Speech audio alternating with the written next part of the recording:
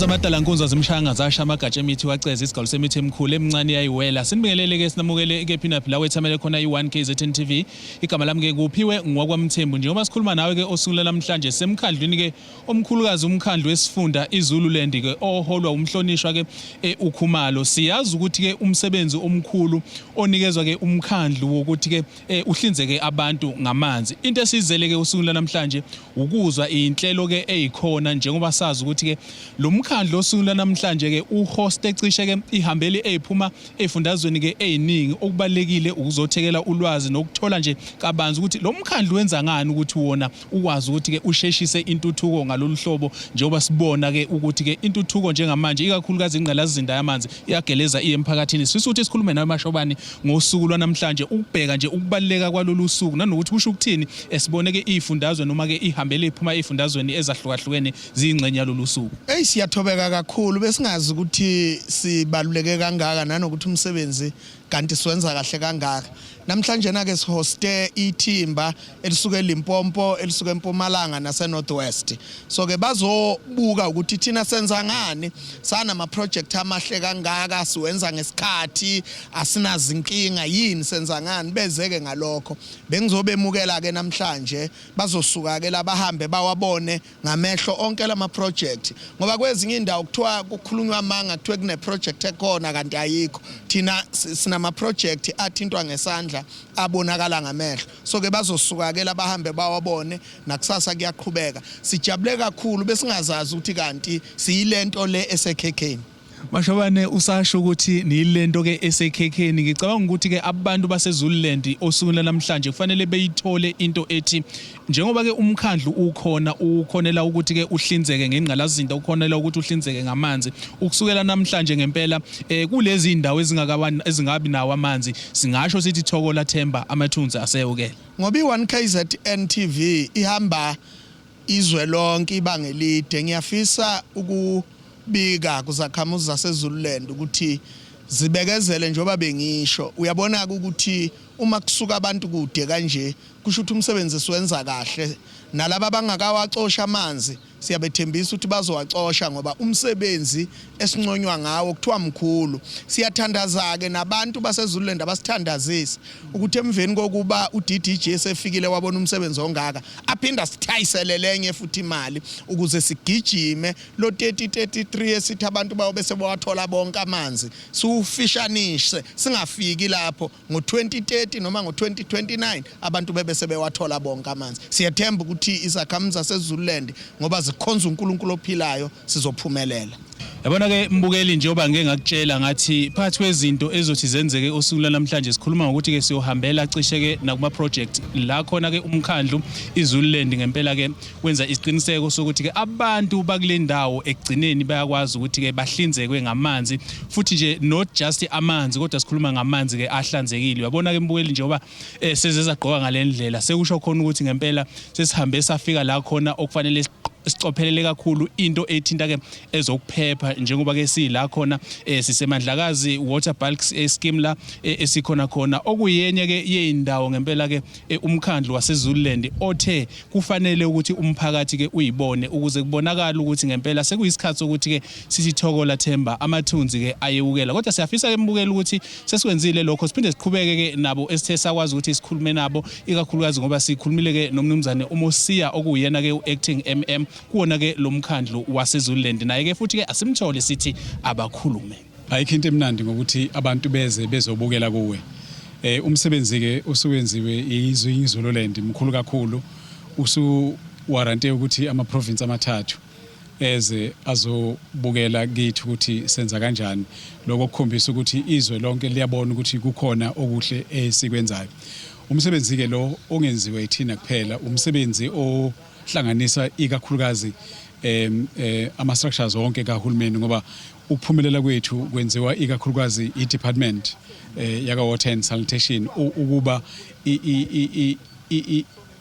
buy-in umbono wethu esukubekayo ukugqugquzela noma ukuzama ukuphusha ama project uthi ahamba yeke kubantu umsebenzi ke lo ongezukuphelela la nomsebenzi ozogcina so ufika kuba abantu okuzofuna ukuthi mawufika kubo bawuphathe ngekhali zabantunga even namanje ngoba sinayo lento ukuthi abantu bavandalize infrastructure kahulumeni ngenxa ye frustration kwesikhathi okuthola ukuthi amanzi awasafiki ngesikhathi abafuna afike ngaso sinxoshela umphakathi wethu ukuthi awubekezele umsebenzi lo owubonayo wenzeke bazi ukuthi ekugcineni the end goal ukuthi kuvuleka impompi kuphuma amanzi ababekezele nakulezi indawo lezi esesifake kuzo asebagqugquzela abantu ukuthi bangabhobozeli beze ngaphambili baxhumane nohulumeni kuboniswane bese kubonakala ukuthi ke senza kanjani ukuthi amanzi agcine esemakhaya lokho kwenzeka namhlanje siyakuthokozela kakhulu siyakujabulela kusinikeza amaphiko nathi kancane kusinikeza namandla okuya phambili ukuthi hayi ngempela siyabona ukuthi esesikwenzayo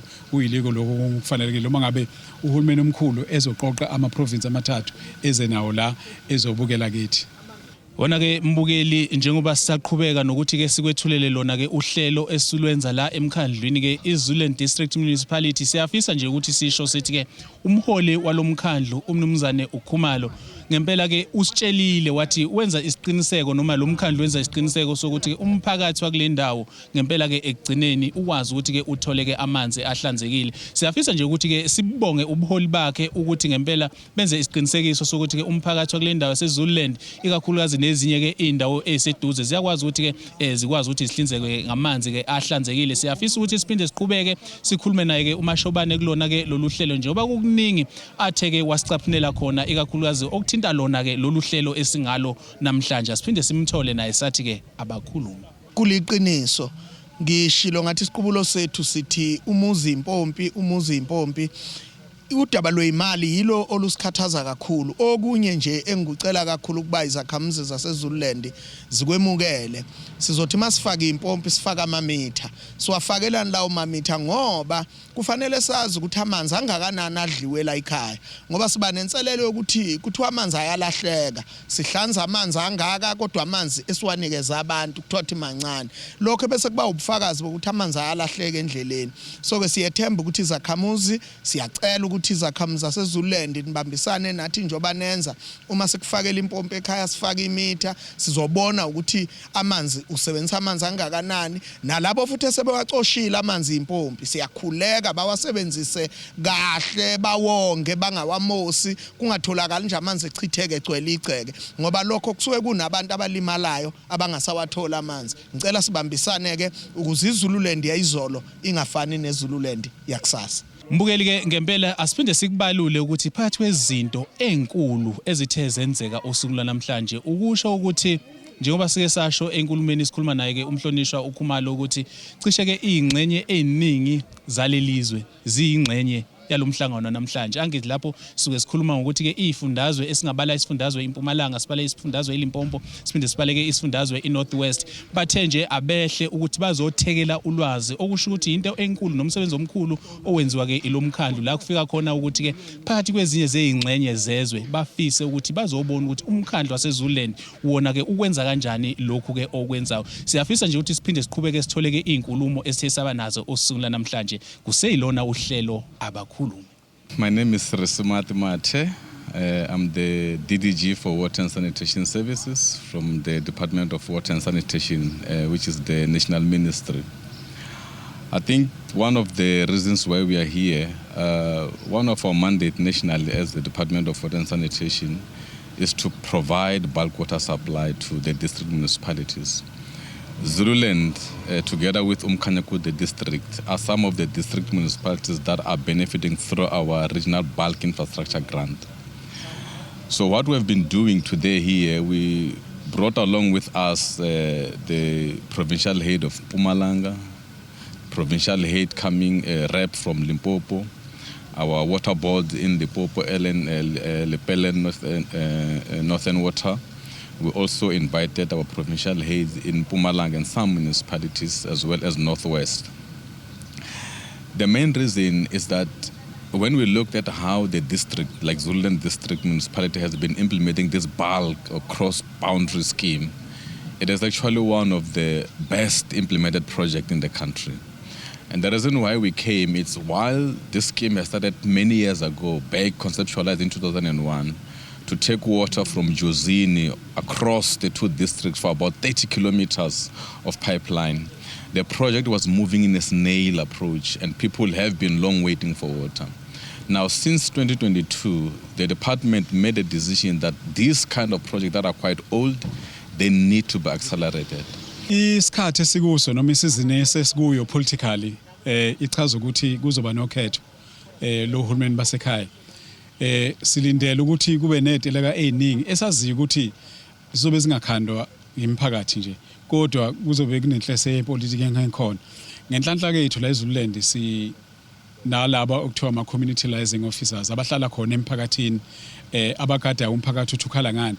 Kwesisikhathi sesimangala nje sekunesiteleka umphakathi ungakhali ngalutho, kodwa bese sikuthola ukuthi kunalabo abaqhuquzela umphakathi ukuze ukuthi laba abaphethe babonakala engathi ayikho into abayenzayo, bese kubulaleka ingqalasizinda le khona ngalesikhathi efuna ngabe isiza abantu ngalesikhathi.